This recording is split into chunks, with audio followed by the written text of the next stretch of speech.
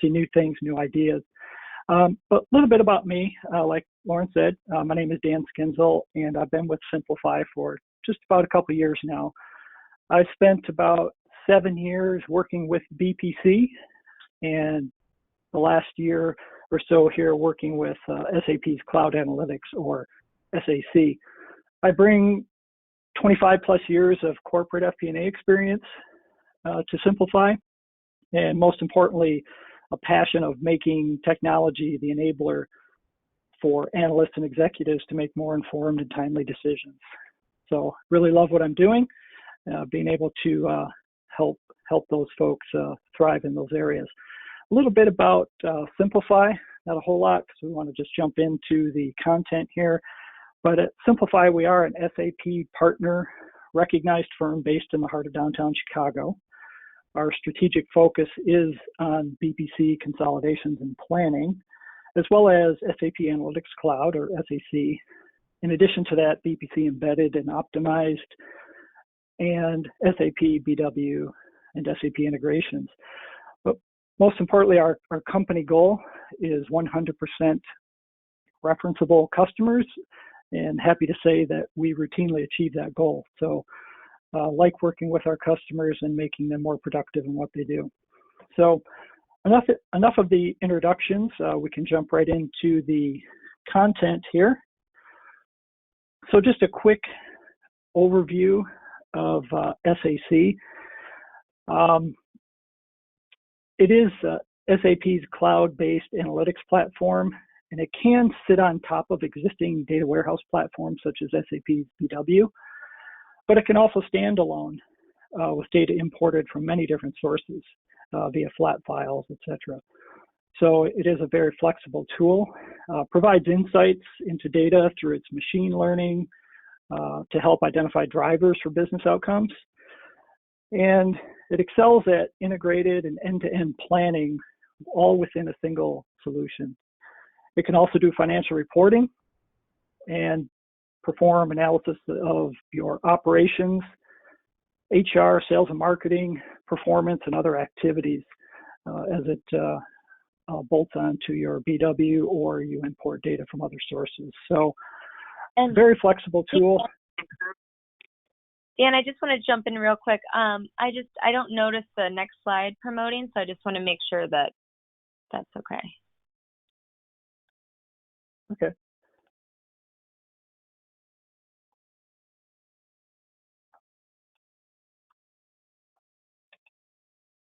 Okay, perfect.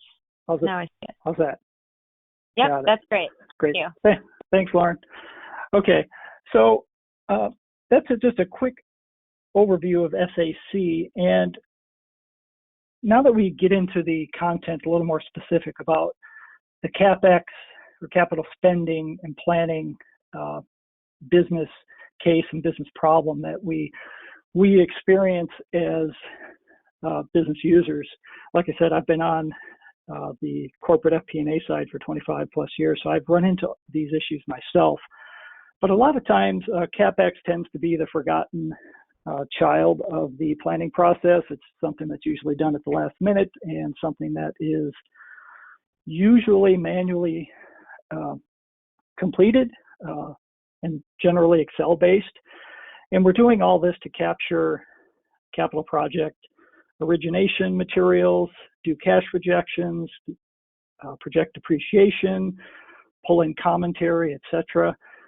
There's usually problems with version control as well, as you consider sending around Excel files via email, wondering if you have the last and latest and greatest version.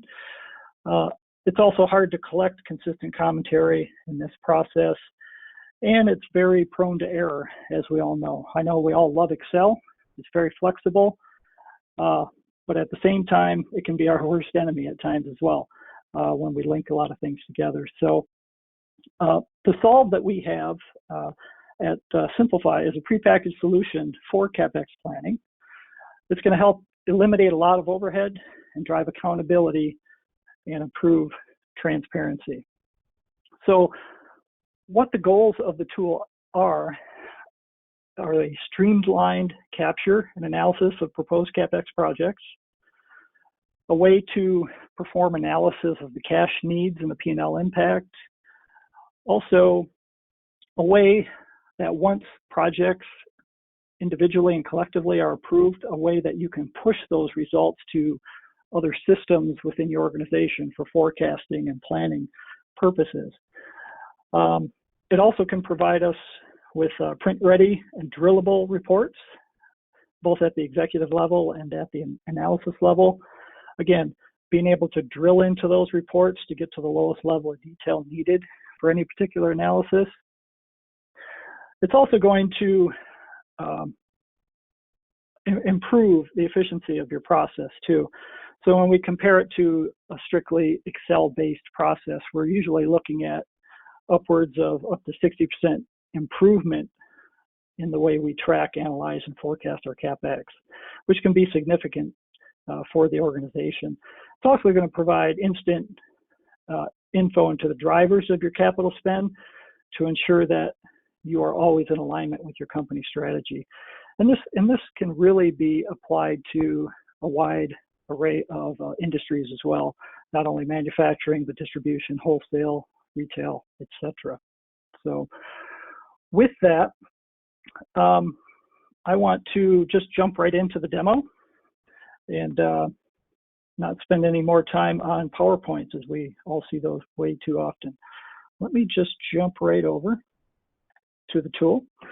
You should be able to see what I call a launch page on your screen now. So what I'm going to do is to walk you through the establishing of a new project, adding some assets to that new project, calculating and validating the depreciation related to it, generating a discounted cash flow as a result of those inputs, and then also just check out some analytical reports along the way. So with that, this is the launch page of the CapEx planning process application. So it serves a couple purposes. Over on the left-hand side, you can see various steps. And if you go down those steps as far as adding a new project, adding assets, calculating depreciation, etc., you can see that's going to be like a process flow for that CapEx planning process. But in addition to that, we have some quick look at where we stand now with our CapEx projections, how those break down as far as asset types in this tree map here. We can see that we have some manufacturing equipment, building, looks like a new facility going up. We can also see a quick indicator of our total spend over the time period, and then also see what stage in the approval process those dollars are. Okay, so with that, why don't we just jump over to the adding a new asset page, and by clicking on that, it's just going to open a new tab in the browser here. And it's going to take us to our adding a new project page, and it opens straight up to some instructions. And I'm not going to go through these instructions, but it's just a matter to show you that, yes, we can customize this and add all the company-specific instructions that we need to for any of these portions of this application.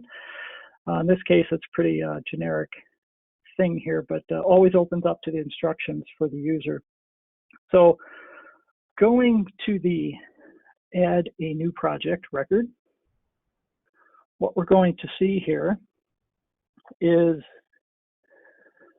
a screen where we can add some of the basics of a project. So what I want to do is I want to add a new project for Canada. And I am going to add some new equipment. Sorry, it's way down here.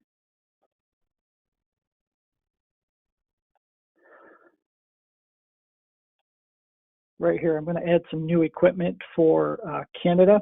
You can see that there is some information here already for some other projects. So, but we're going to go ahead and add some new items here. And you can see we're going to add several items to the page. And what this is doing, each time you enter something into a cell, it's going to send it to the server. So if we're entering something, that we want to enter a lot of data, I can come up here and just say, let's look at mass data entry. So that's going to allow me to enter some information here and not worry about waiting for the server to come back, which isn't very long anyway. We'll say this is a kind of an emergency project, so it's not budgeted, so I can skip over some of this. And it is a high priority project, and we want to start this right away. So we are going to put in, it's February, so we'll get this going next month. And since it is going to be done rather quickly, we're going to turn this around fairly quickly. It's not a high spend, so it's going to be a fairly low approval level there. Okay, so once we have that information entered, we can come up here and process our data. Again, this is optional. You don't have to enter data like that through this mass data. You can enter items just one cell at a time. Another option here I talked about was adding commentary or capturing commentary on projects. And here is the first place that you're able to do that in this application. By double clicking on the cell here, I can add a little note here. Emergency project.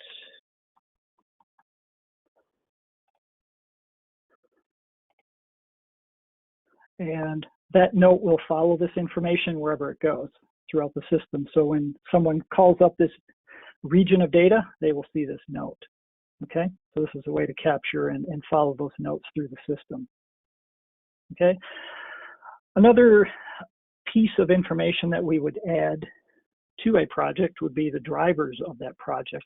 How is this project going to impact our working capital? How is it going to impact our P&L?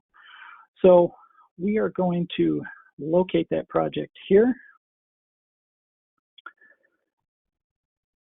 Here's our 60,000 right here that we just entered for Canada.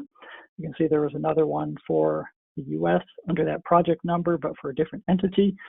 So likewise, with the first one, I'm just going to go here and add in some basic data, 30 days DSO, 15 days of inventory, stretch out those payables a little bit, go with our standard margin there. And we can add in some drivers for our various expenses related to the project. Okay, so again, since I did that on a mass data entry, I'll process that data.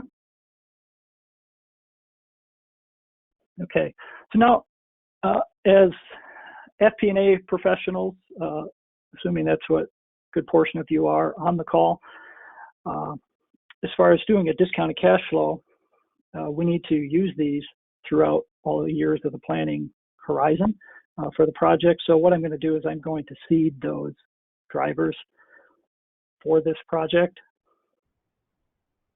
So I'm just going to locate my project.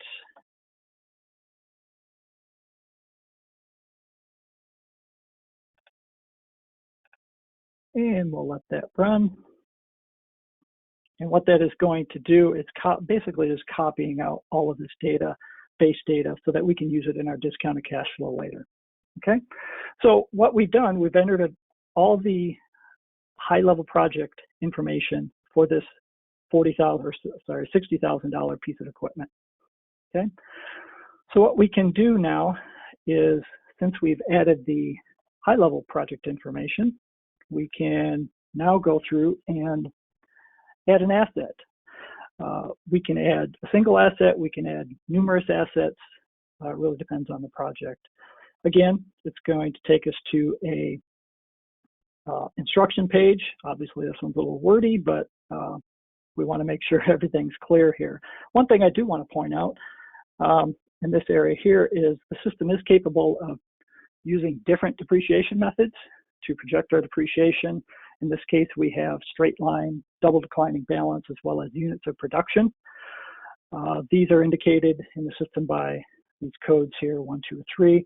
So you'll see that in a moment when I enter the new asset. I'll just click over here. So I will find my project through the page filters here off to the right. That was 204 for Canada.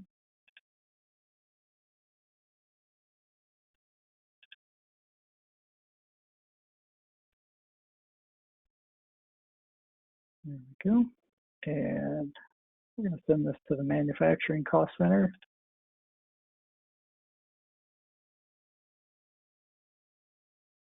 Okay, so now that we've made our selections, how we have this set up here is that we have sectioned off by asset class with the recommended useful life, the ability to add a couple new assets, and then we have some accounts where we're going to add some information for that asset. So this is a generic form. We're only adding a piece of manufacturing equipment here, so I'm going to scroll down and find that. Just here. Okay. So what we're going to do here is back up there. All right. So here we are in March. We're going to spend that $60,000.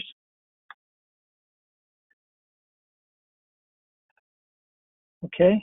And that is going to have a useful life of 48 months, but for demonstration purposes, I'm going to say this is going to have a useful life of 6 months.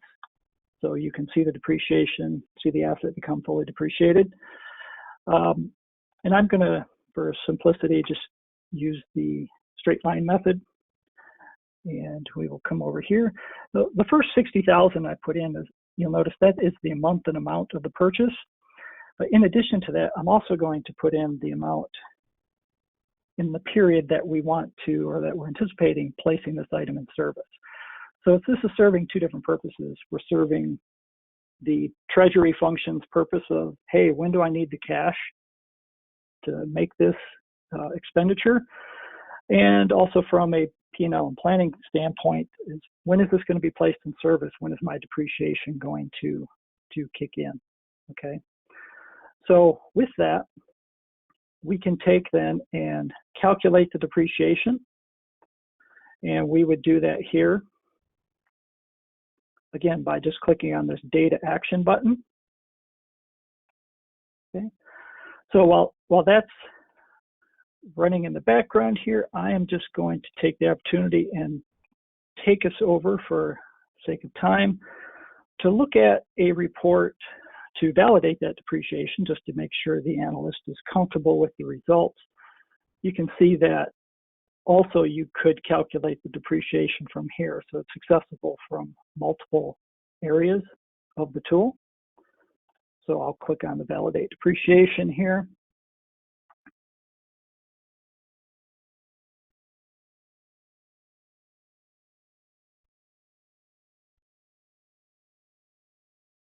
Okay, so I'll find my project. 204.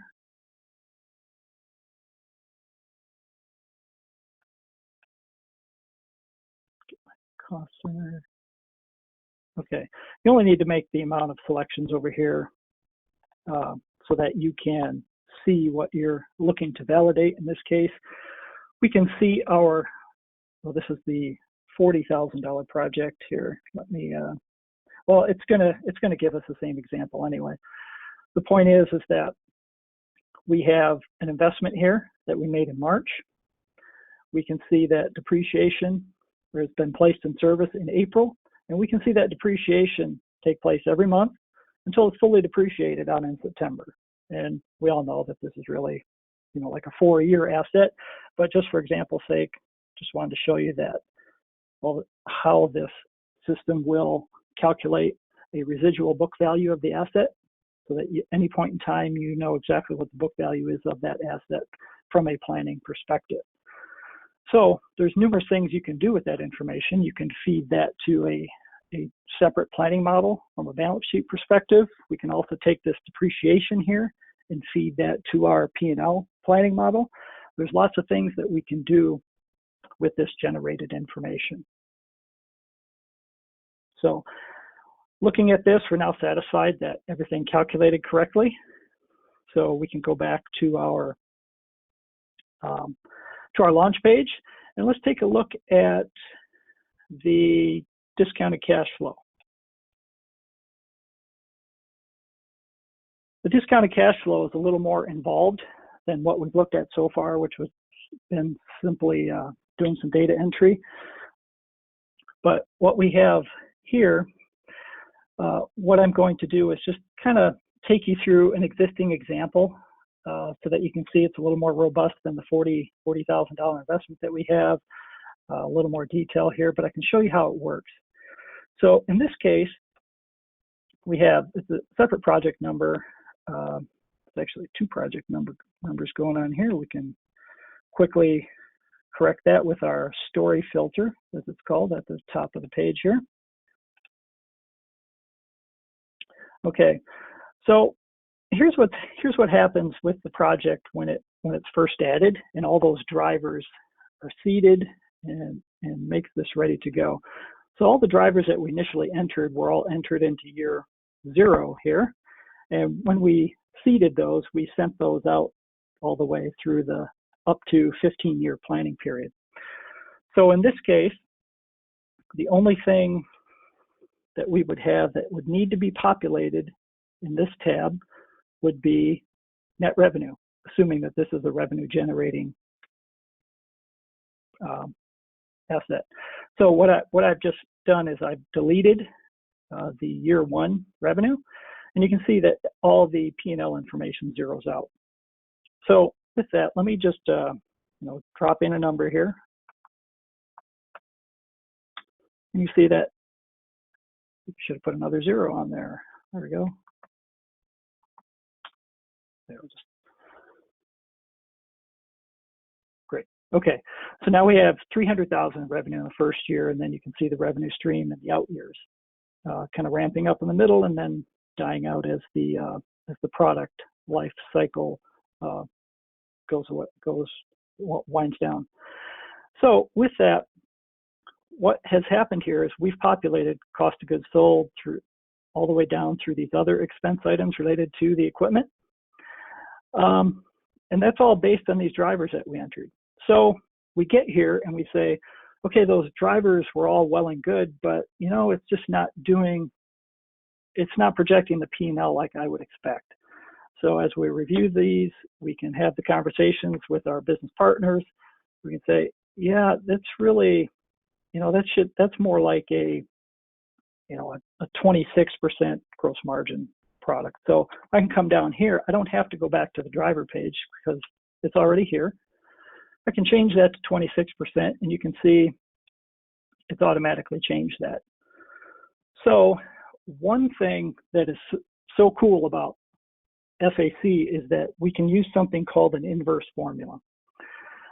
And what that is that I just went in and changed the 26% gross margin, but it still doesn't feel right. And I'm up here and I just want to change the dollar amount. So I'm going to put in 215.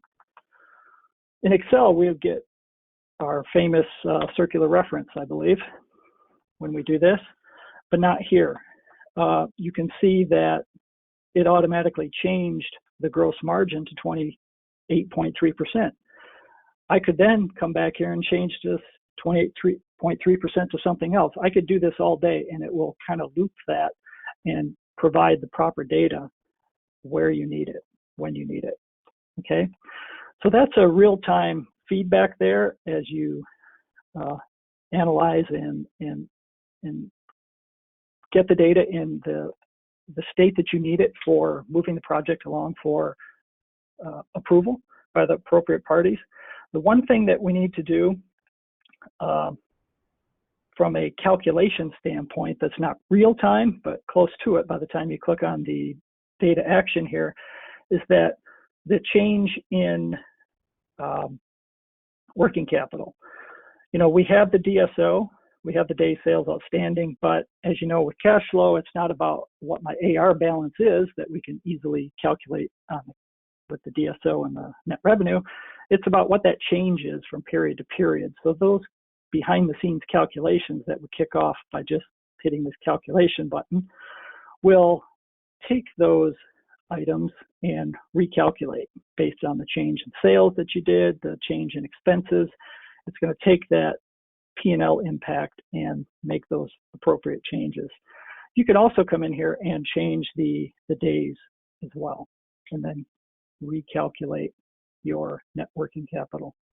So what we end up with at the end of the day, and it's also doing the calculations in the background, is we have our project, we have our net present value, we have our projected IRR, as well as a bumped up against the target.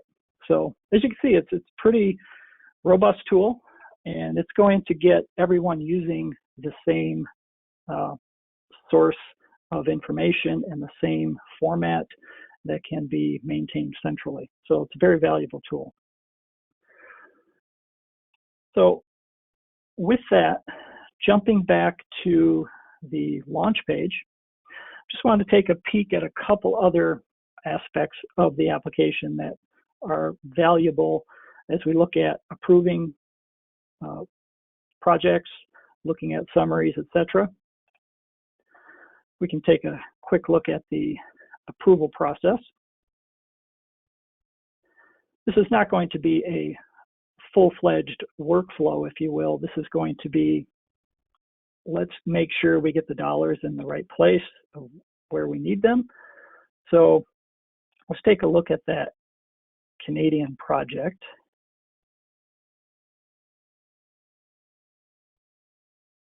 That was our 204. We'll uncheck here. And there's our $60,000 project. And just to point out, if you see this little green triangle in the corner there, that means there's a note. If I click on that, remember that note I entered on the very first page? Emergency project. That note followed this dollar amount all the way to the approval status page. Okay. Also presented here for an approver or someone that's going to move the dollars are some of the statistics of the project, when it's going to start, when it's going to end, if we've already calculated the IRR, et cetera, and NPV, what that is. Generally, at this case, you would be doing that. So right now we could say, hey, this is ready for review. And all we're going to do is simply move the dollars. So that puts that project in a submitted for review status. So when we come back here to the launch page, you can see that 77,000 that was there is now 137,000. So again, it's real time. Someone could have this launch page open on their machine halfway around the world. Someone on the other half of the world can move those dollars. They could refresh it here and instantly see what's going on, where the dollars are in the approval process. Okay. One last thing I'll take a look at are some of the analytics reports that we have in place, just to show you some of the functionality. Obviously, these will all be customizable and everything. But to start off with, here it's done at a very summarized level where we have all projects, all entities, but you can see that same tree map that's on the launch page. So you can see a breakdown of where our project spend is going as far as asset class, as well as the corresponding depreciation and where that is falling. In addition, it's giving what our total asset purchase is in addition to our depreciation related to it. Have that same breakdown by project.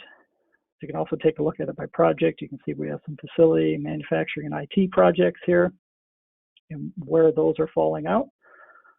These numbers should be the same, and they are.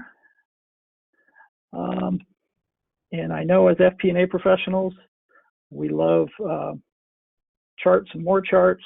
So here we go. Here are some more charts that show us our monthly planned asset purchases as well as in service. So we can look at our planned purchases. We can see it by period over this horizon. So we can see our last purchase was made in October, and we can see when we place items in service here and what the level of asset is, so that we can see in January that building project is going to be placed in service. And also the corresponding depreciation here as well. And again, this is at a top level, but we can take this to any level we want. We can look at, just our manufacturing projects, and we can see the depreciation and the timing of that. And we can even look at manufacturing just for North America, and take it there. So really depends on what your needs are for any given situation. So a lot of flexibility there. So just to wrap up some of the other functionalities here I mentioned, is that once a set of data has been approved, for example, you're going through a forecast process for CapEx and everything's been updated, it's been reviewed, simply by clicking this button here, the data action button, we can take this whole version of data, basically a snapshot in time, and send it over to our approved forecast, so that when whoever has reports that they're ready to do their analysis, or maybe some additional forecast that uses this information as a data point, they will know that that information that is in that version is the latest and greatest. So that happens with a simple click of the button to move data from one area to another. Similarly, we could also push aspects or certain portions of this data over to a forecast or over to a consolidation model, a completely different model. So it's very flexible in that regard. So that is pretty much in a nutshell what the CapEx accelerator is. Again, this can be something that lays on top of a BW app, or something that is populated with data simply from flat files from another system. So again, very flexible and very accommodating to individual business needs. So with that, I'd like to wrap that up and see if there's any questions. Lauren, do we have anything? Yeah, we have one question. Is there an approval process that is in this tool? For example, add projects in working category, and once approved, move to approved capital plan? Yes, that can all be automated within this. It's not in this particular version of this application. Meaning, when I say version, the